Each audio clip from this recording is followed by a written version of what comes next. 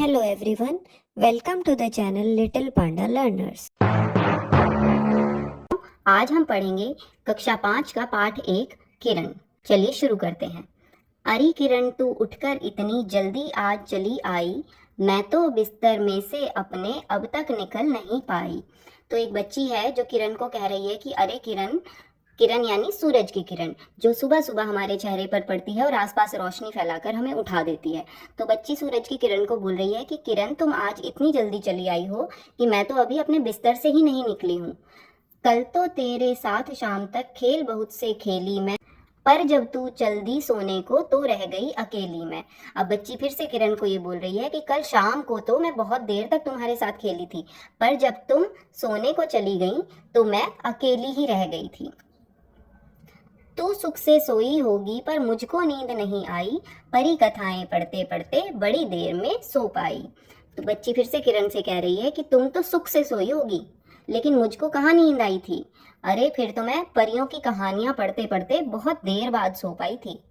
कहने लगी किरण यह सुनकर मैं ही कब सो पाती हूँ, तुम्हें सुलाकर एक दूसरी दुनिया में मैं जाती हूँ।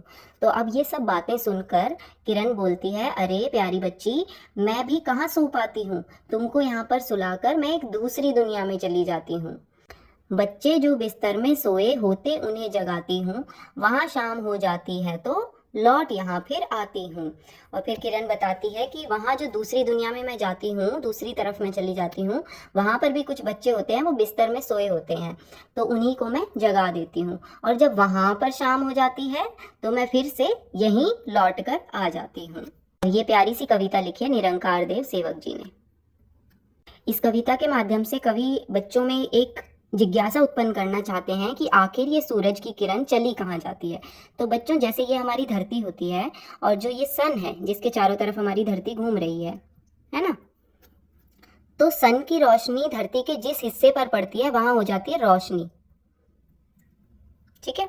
और जिस हिस्से पर सन की रोशनी नहीं पड़ती है उस हिस्से में हो जाता है अंधेरा, यानी रात जिसे हम बोलते हैं, ठीक है। लेकिन धरती तो घूमते घूमते चारों तरफ घूमती है सूरज के, तो जब सूरज धरती के इस हिस्से पर रोशनी कर रहा होता है तो दूसरे हिस्से पर फिर से अंधेरा हो जाता है।